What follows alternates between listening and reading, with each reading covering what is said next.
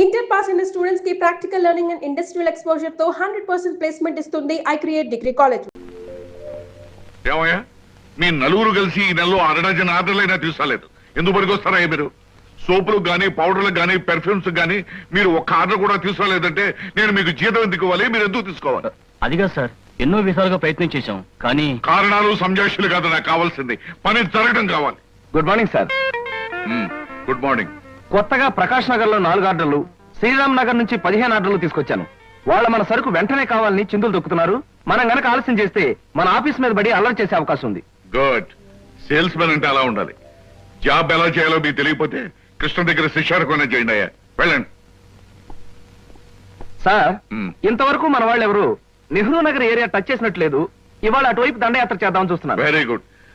అది సరే కృష్ణ, మన వాళ్ళు ఎవరు కాళ్ళు గడ్డాలు పుచ్చుకుపతి వల్ల ఒక్క ఆట కూడా తెలియపోతున్నారు. మరి నువ్వేమో నెలకు 30-40 ఆటలు తీసుకొస్తున్నావు. ఏమిటయ్యా నీ టెక్నిక్? నా టెక్నిక్ మాటల్లో చెప్పేది కాదు సార్. ఓరి సౌజ్ఞలో చెప్తావా? అది కాదు సార్. నేను కస్టమర్స్ తో డీల్ చేస్తున్నప్పుడు మీరు కళ్ళారా చూస్తే మీకే తెలుస్తుంది. అయితే నేను కూడా ఇవాళ నీతో పాటు వస్తానయ్యా. మీరు కూడా నాతో పాటు రావచ్చు. కాకపోతే మీరు ఇలా సూటు బూటు వేసుకుని ప్రొపరేటర్ నా వెంట వచ్చారనుకోండి, వీడు సన్నా సేల్స్ మెన్ రా, వీడి వల్ల కాక ప్రొపరేటర్ వెంటేసుకు తిరుగుతున్నాడని మన ప్రోడక్ట్ ను అనుమానించే అవకాశం ఉంది. అమ్మో, మరైతే ఎలాగయ్యా రావటం? మీరేమీ అనుకోకపోతే నా వెంట మీరు రావడానికి ఓ మహత్తరమైన ఐడియా చెప్తాను. ఏమిటయ్యా అది? Good morning sir. Good morning. Potharaju,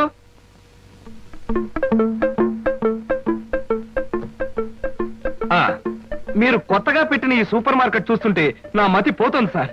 అసలు మీ సూపర్ మార్కెట్ దెబ్బకి సిటీలో ఉన్న సూపర్ మార్కెట్లని fat. Thank you. By the way, నా పేరు Krishna, Dhanalakshmi agencies sales representative ని. Glad to meet you. Very nice to meet you sir. వీడు మా బాయ్. అదే పోతరాజు, నా పర్సనల్ అసిస్టెంట్. మీరు వచ్చినందుకు నాకు చాలా సంతోషం. రండి కూర్చోండి. Thank you.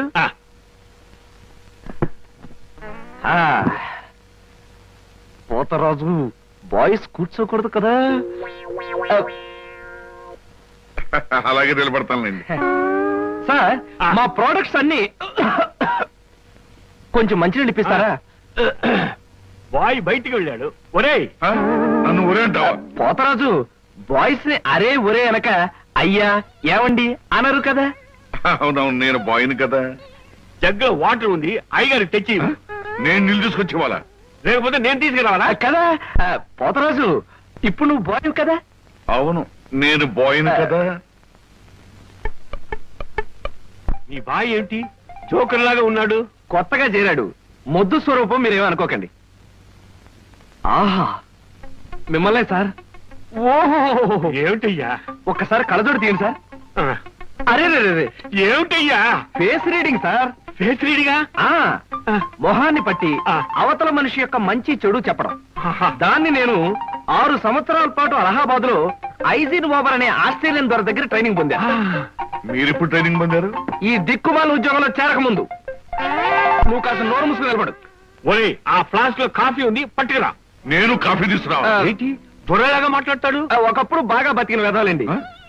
నేను వెతవనా? నువ్వు బాయ్ కదా, వెళ్ళి కాఫీ పట్టరా.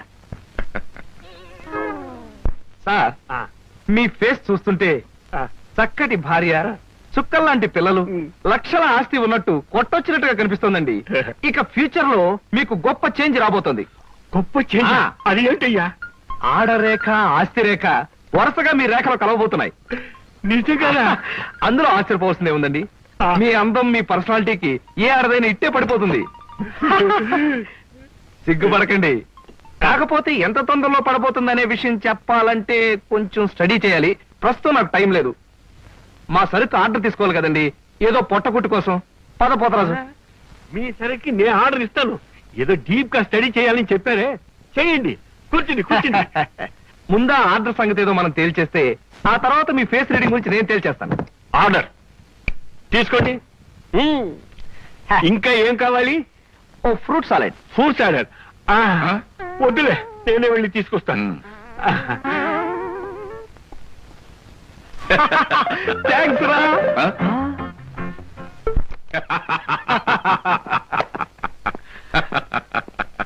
నిజంగా నీకు గొప్ప టాలెంట్ ఉందయ్యా. 6 నెలల్లో ఆడది ఆస్తి కలిసి వస్తుందని 60,000 రూపాయల సరుకు వాడికి అంటకట్టావు. అవును, అసలు నీకు ఫేస్ రీడింగ్ ఏమైనా తెలుసా? ఫేస్ రీడింగ్ లేదు, మీటర్ రీడింగ్ లేదు సార్. ఆ మాట ఎక్కడో చదివినట్టుగా గుర్తు. ఏ మనిషికైనా ఆస్తి అమ్మాయి అప్పనంగా కలిసి వస్తుందంటే సంబరంగానే ఉంటుందిగా. ఆ వీక్నెస్ పాయింట్ పట్టుకుని వాడిని చిత్త కొట్టేశా. నాతో ప్యూర్ వేషం వేయించితే వేయించావు కానీ మహత్తరమైన నీ టాలెంట్ కనిపెట్టే అవకాశం కలగజేసావయ్యా. సరే కూర్చో. పర్లేదు కూర్చోవయ్యా. ఇంతకాలం నువ్వు నా దగ్గర పనిచేస్తున్నా మీ కుటుంబ వ్యవహారాలు ఏమి తెలుసుకోలేదు. అసలు మీ వాళ్ళు ఎవరైనా ఉన్నారా? ఏమిటి మీ కుటుంబ పరిస్థితి? సాధారణంగా మా కుటుంబ విషయాలు చెప్పి ఎదుటి వారికి తలనొప్పి తెప్పించడం నాకు ఇష్టం లేదు. పోనీ తలనొప్పి తెప్పించకుండా క్లుప్తంగా చెప్పబోయా. అంత అభిమానంగా అడుగుతున్నారు కాబట్టి చెప్తున్నాను. నేను కాకుండా మా ఇంట్లో ఉన్న వ్యక్తులు 3. మా అమ్మ దైవభక్తి, ఎదుటి వాళ్ళ మీద అభిమానం, ఆప్యాయత కలిగిన దేవత లాంటి మనిషి. ఇకపోతే మా నాన్నగారు క్రితం జన్మలో తను త్యాగరాజు, తాన్సేన్ లాంటి గొప్ప సంగీత విద్వాంసుడని ఆయన ఉద్దేశం. తన రాగాలతో ప్రజలందరికీ రోగాలు తెప్పిస్తూ, తన ఆలాపంతో ప్రజలందరినీ హాహాకారాలు చేస్తుంటే పేటలో ఉన్న వాళ్ళందరూ గొంతు పిసిగేస్తామని వాళ్ళ నిర్ణయం తెలియజేశారు. దాంతో భయపడిపోయి ఆయన బాత్రూమ్ లోనే పాడుకోవడం హాబీగా పెట్టుకున్నారు. ఆ సుగుణమే కాకుండా పేకాట పిచ్చి కూడా ఉంది. పని పాట లేని వాళ్ళందరితో చేరి పేకాట్లో ఎప్పుడు ఓడిపోవడమే కాకుండా అప్పుడప్పుడు తన బట్టలు కూడా తాకట్టు పెట్టేస్తుంటారు.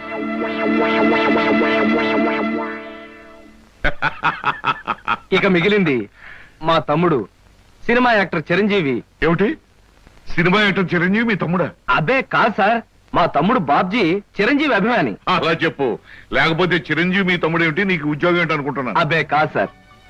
ఇక యథాశక్తి వాడు చదువు సంఖ్యలు మానేసి సినిమా థియేటర్ల దగ్గర కటౌట్లకు దండలు వేయడం, చిరంజీవి సినిమా రిలీజ్ అయితే పిచ్చిగా రెచ్చిపోయి థియేటర్ దగ్గర గోల చేయడం ప్రస్తుతం వాడి జీవిత జయంగా పెట్టుకున్నాడండి. అది సార్ మా కుటుంబ పరిస్థితి. అంటే ఇంటెల్లపాదికి సంపాదించి పెట్టేవాడు నువ్వు ఒక్కడవేనన్నమాట. చూడు మిస్టర్ కృష్ణ, నీ కారణంగా మన కంపెనీ ఎంతో అభివృద్ధిలోకి వచ్చింది. అందుకు ప్రతిఫలంగా మీ కుటుంబానికి సాయం చేయడం ప్రొపరైటర్ గా నా కనీస ధర్మం. ఈ నెల నుంచి నీ జీతం 1000 రూపాయలు పెంచుతున్నాను. Okay? Thank you sir, thank you very much.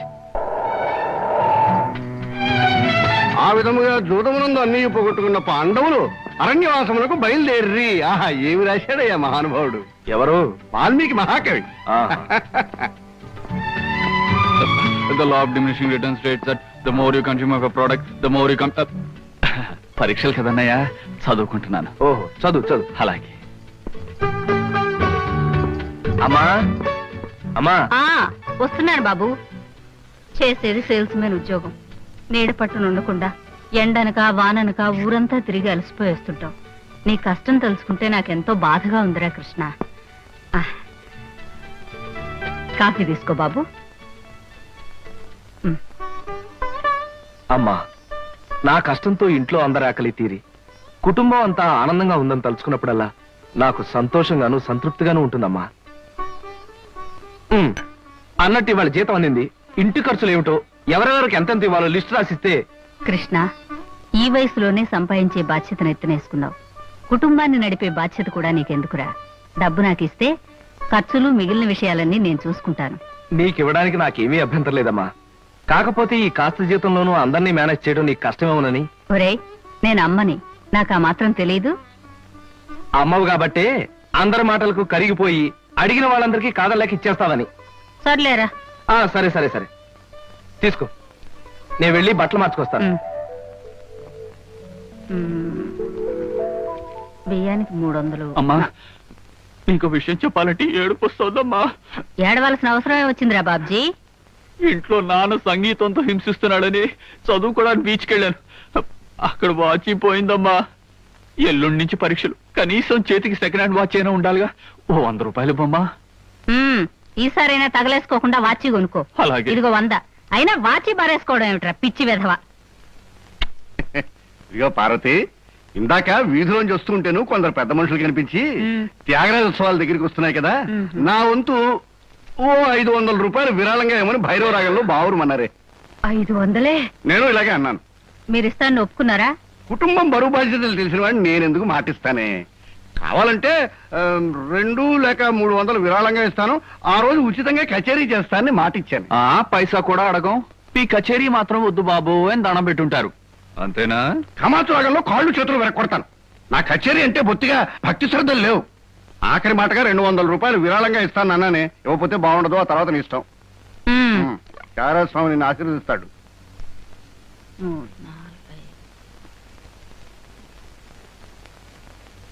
అమ్మగారు పాలకు డబ్బులండి. అమ్మగారు పచారీ సామాన్ డబ్బులండి. అమ్మగారు జీతం అండి. అమ్మగారు పాలకు డబ్బులండి. అమ్మగారు పచారీ సామాన్ డబ్బులండి.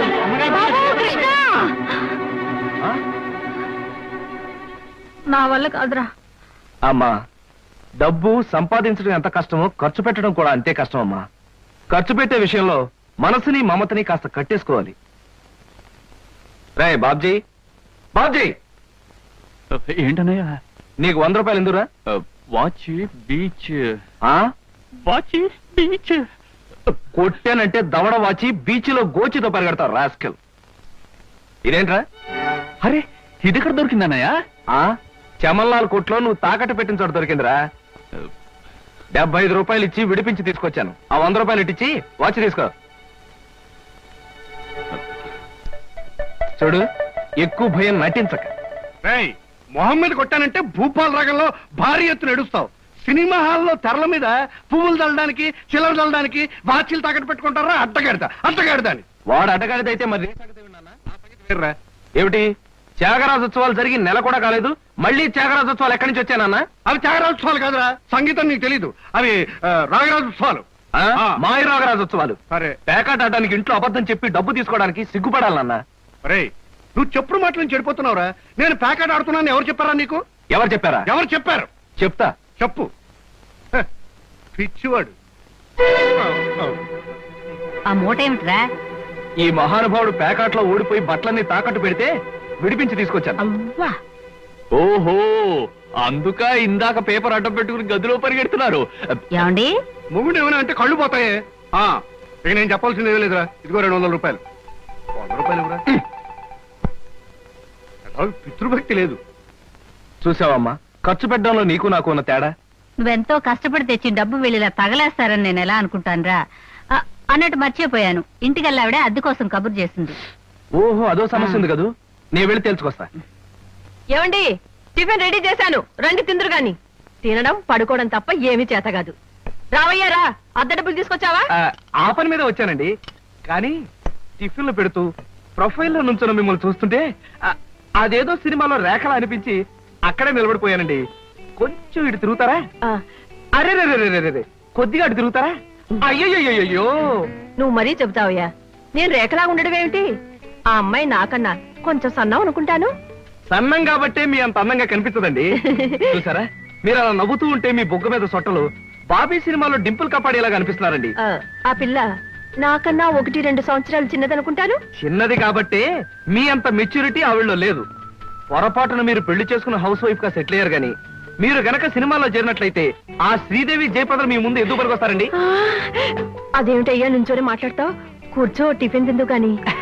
దాందే ఉందండి. అస్సలు మీ ఫిగరు కలరు కాలేజ్ అమ్మాయిలు కూడా ఉండదండి.